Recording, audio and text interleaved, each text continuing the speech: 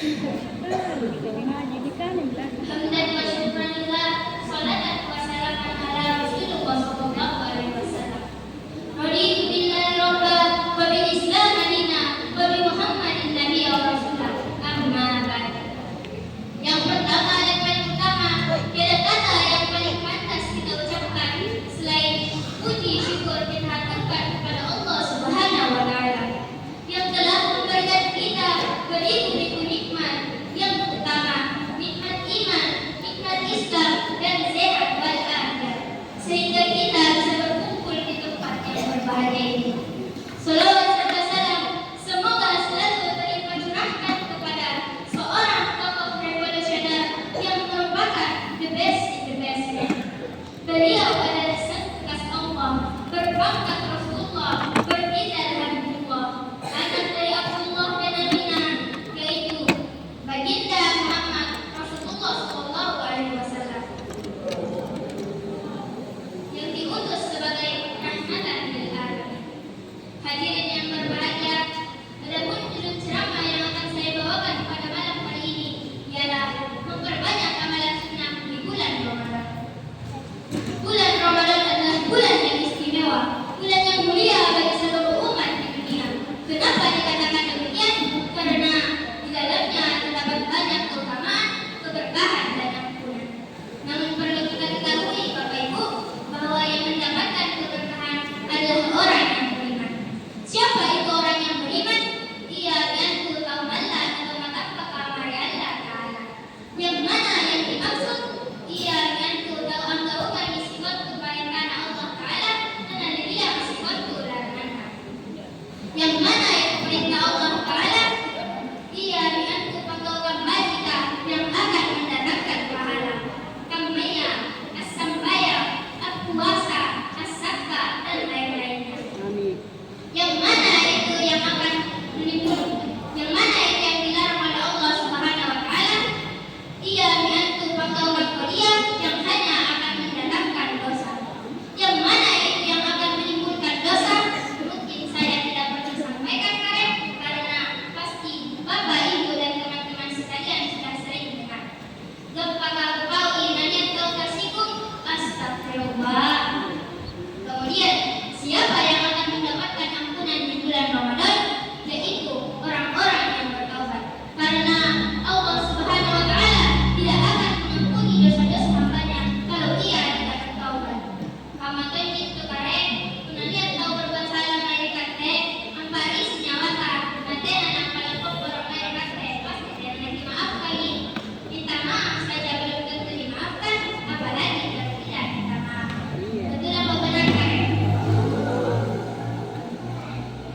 Hadirin yang dirahmati oleh Allah Subhanahu wa taala. Selama bulan Ramadan kita berpuasa mulai dari terbit fajar sampai terbenamnya matahari. Puasa adalah salah satu amal ibadah yang penting bagi umat Islam.